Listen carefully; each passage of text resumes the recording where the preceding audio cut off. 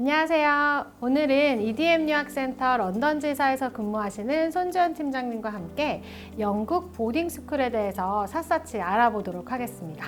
팀장님 안녕하세요. 안녕하세요. 네, 우리 아이들이 그 영국 보딩스쿨로 입학을 했을 때 각 학년별로 무엇을 배우는지도 되게 많이 궁금해 하시거든요.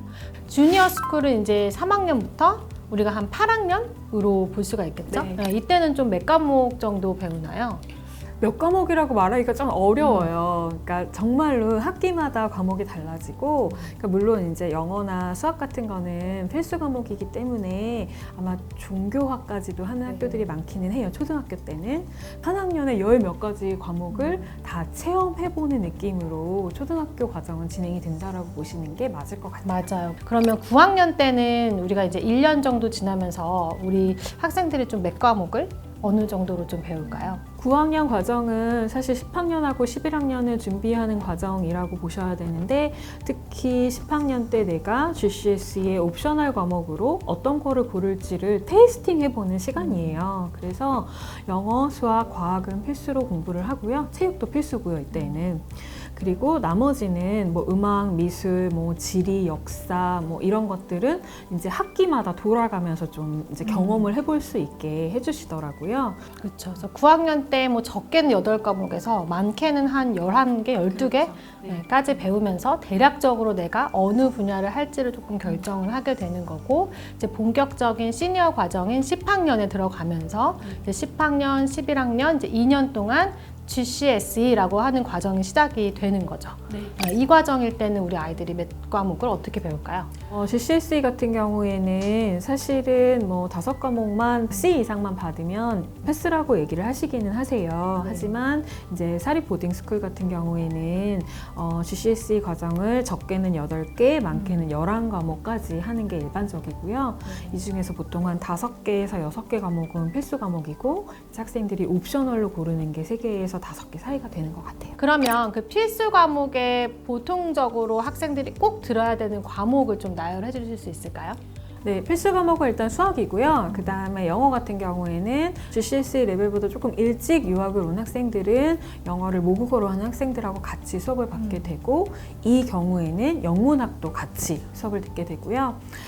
영어가 아직은 그만큼 익숙하지 않은 학생들은 이제 제2 외국어로서의 영어를 배우게 되는 거고, 그 다음에 추가적으로 과학을 더 들어야 되는데, 과학은 이제 화학, 물리, 생물. 생물 이렇게 3개의 과목이 기본 과목인데, 나중에 내가 A레벨 때 조금 이공계 쪽으로 한다던가 그 과학 쪽으로 공부를 할 마음이 있는 친구들은 대부분 3과목을 다 각각 듣는 그 과정을 이수를 하고, 그렇지 않은 친구들은 3과목을 배우기는 하잖아요. 그렇죠? 네, 뭐 그게 약간 학교마다 방식이 좀 다르시더라고요. 네. 그 3과목을 다 배우는데 범위를 조금 적게 배워서 그 2개의 서티피케이트만 받는 학교들도 있고, 아니면 3개의 아까 과목 3과목 중에 2과목만 골라서 과목별로 2개의 성적을 받는 경우도 있고, 그건 학교마다 방식이 조금 달라지고 있는 맞아요. 겁니다. 네, 학교마다 이제 규정이 정해져 있어서 사실은 유학생들한테 이제 어떤 과목을 좀 듣게 할지도 좀 학교의 재량이긴 한 것 같아요. 맞아요. 이 학생의 역량을 좀 판단을 해서. 근데 대부분은 그래도 한 7과목, 8과목까지는 8과목 이상은 보통은 하는 것 같아요. 맞아요. 그 다음이 제일 중요한 고등 과정이잖아요. 그렇죠. 네, A레벨 과정.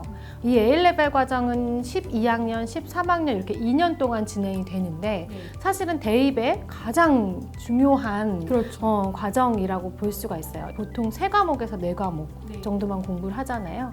그랬을 때는 좀 어떤 과목을 어떻게 들어야 되는지 알려주시면 좋을 것 같아요. A레벨 과목 선정은 정말 중요한데, 이거는 사실은 대학교에서 내가 무엇을 배울 것인지를 알아야만 A레벨 과목을 선택할 수 있거든요.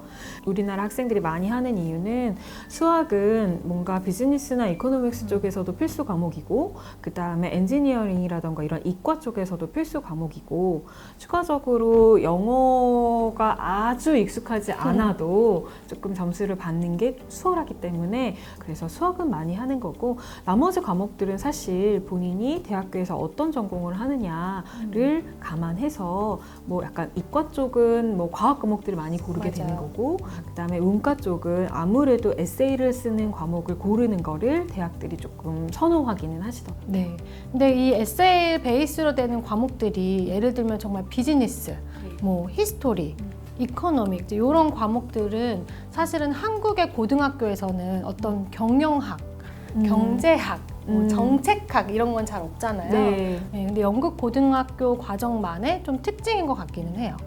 그러면 그 예를 들어서 우리가 가장 비교하기 쉬운 뭐 수학이다라고 했을 때 GCSE 수학이 한국의 한 몇 학년 정도 수학을 정도 수준 될까요? 제가 저 학생들한테 얘기를 듣기론 이제 사실 GCSE는 뭐 한국의 중등 과정이라고 얘기를 하잖아요. 어떤 토픽은 중학교보다 훨씬 낮은 레벨이어서 너무 쉬운데 또 어떤 토픽은 거의 고등학교 때 배우는 것 같이 어렵다라고도 얘기를 하더라고요. 약간 우리나라의 중학교 과정이 GCSE 중학교라고 딱 매칭하기는 조금 어렵기는 한데 일반적으로 한국에서 수학을 어느 정도 하는 친구들 중위권 이상? 중위권 이상은 GCSE 레벨 수학은 아주 수월하게 그 A 이상, 7점 이상은 받게 되는 거는 같아요. 근데 또 A레벨은 전혀 다른 얘기 같아요. 맞아요. 학생들이 A레벨을 거의 뭐 어나더 레벨이라고 얘기를 하더라고요. 아, 그래서 A레벨? A레벨은 본인이 원하는 수업을 이제 과목을 골라서 듣는 수업이니까 수학을 고르는 학생들은 적어도 수학에 대해서 깊은 관심이 있어야지만 들을 수 있는 거고 대학교에서의 어떤 기초 전공 수업 정도의 레벨이기 때문에 수학이 갈수록 어려워진다 이렇게 얘기를 많이 하더라고요. 그래서 레벨이 한국의 고등학교보다는 뭐 심화 과정 정도의 레벨이 되지 않을까 싶기는 해요. 그리고 수학 같은 경우에는 뭔가 응용 수학 부분이 항상 같이 들어가 있는데 이 응용 수학에는 통계가 들어가 있어요, 일반적으로. 네. 근데 이 통계는 한국에서도 통계는 뭔가 문제가 되게 길잖아요. 맞아요. 지문이 길고 그거를 해석해야 되는 거여서 수학이지만 어느 정도 영어가 돼야지 전체적인 이 수학의 점수가 잘 나올 수가 있는 거죠. 네, 우리 근데 아이들이 이제 영국 보딩스쿨에서 공부를 하고 있을 때 특히 이제 9학년 이상이 됐을 때에는 영국도 성적표라는 걸 주잖아요. 그렇죠? 네. 그랬을 때 좀 성적표가 저도 처음에 받았을 때 좀 생소하긴 했었거든요. 성적표는 좀 언제 보통 주는 거예요? 네, 성적표는 보통 학기 말에 이제 성적표가 발행이 되고요. 학교에 따라서 하프텀 때는 뭐 이렇게 뭐 숫자 정도만 표기되는 간단한 성적표가 나오는 학교도 있고 그렇지 않은 학교도 있고 좀 그런 것 같아요. 네. 기본적으로는 보통 이 학기가 끝날 때 받으니까 1년을 그 대상으로 하면 3번 정도가 최소 3번은 나오는 거죠. 발행이 되겠네요. 그럼 그 성적표에는 좀 어떤 항목이 있을까요? 네, 성적표는 기본적으로 선생님들이 코멘트를 길게 써주세요. 그리고 뭐 학교마다 방식이 조금 다르지만 공통적으로 있는 거는 학생이 현재 받은 점수, 어테인먼트 그레이드라고 일반적으로 표기를 하고요. 그 다음에 이제 노력 점수라고 하는 뭔가 어떤 태도 점수를 보는 섹션이 또 있어요. 네. 그래서 뭐 그때 배운 어떤 내용을 배웠는지를 한번 쭉 나열을 해주시고 그 다음에 그거에 대해서 아이가 어떻게 뭐 성적을 받았는지에 대해서도 이제 같이 개별적인 어떤 코멘트를 써주시는 그런 방식으로 진행이 되죠. 우리나라로 치면 뭐 100점 만점에 이 중간고사 점수가 뭐 70점이다, 80점이다 이렇게 나오는 게 바로 어테인먼트 그레이드라고 보면 될까요? 어테인먼트 그레이드는 사실 그동안 수업 중에 했던 작은 시험이라던가 뭐 과제를 제출했을 때 그 과제를 채점했을 때의 점수라거나 뭐 이런 거를 다 합산해서 나오는 게 어테인먼트 그레이드여서 만약에 예를 들어 기말고사 같은 게 있었다라고 하면 기말고사 점수는 몇 점이다를 따로 표기를 해주시기도 하더라고요. 그래서 사실 제가 항상 맨 처음에 드리는 말씀이 학생이 실질적으로 받은 이 어테인먼트 그레이드보다 에포트 그레이드로 몇 점을 받았는지를 보시는 게 아이가 학교에 얼마나 잘 적응을 했고 학교 생활을 얼마나 열심히 하고 있는지를 보여주는 지표다라는 말씀을 많이 드려요. 그래서 이 그 에포트 그레이드는 학생이 과제를 제 시간에 냈는지 그리고 그 과제를 낸 과제의 퀄리티가 어느 정도인지 그리고 수업 시간에 얼마나 수업에 적극적으로 참여를 하고 수업에 늦지 않고 제 시간에 오는지 이런 것들에 대한 전반적인 태도 점수를 매기시는 거거든요. 그렇기 때문에 이 점수만 보면 아이가 어느 정도 얼마나 하고 있는지를 조금 숫자상으로 느낌이 올 수가 있는 거죠. 예를 들어 뭐 한 과목의 에포트 그레이드만 낮다. 그거는 그냥 그 과목이 싫은 걸 수도 있잖아요. 그렇죠. 근데 네. 전반적으로 이 에포트 그레이드의 어떤 그 추세를 봤을 때 전반적으로 떨어졌다라고 하는 거는 어떤 아이에 대한 어떤 위험 신호가 될 수도 있는 거죠. 네. 그래서 연극 성적표를 보면 그냥 시험 점수만이 아니라 그런 태도와 과정을 되게 중요시한다는 게 좀 드러나는 것 같아요. 네, 지금까지 EDM 유학센터 런던지사의 손주연 팀장님과 함께 영국 보딩스쿨에 대해서 자세히 알아봤습니다.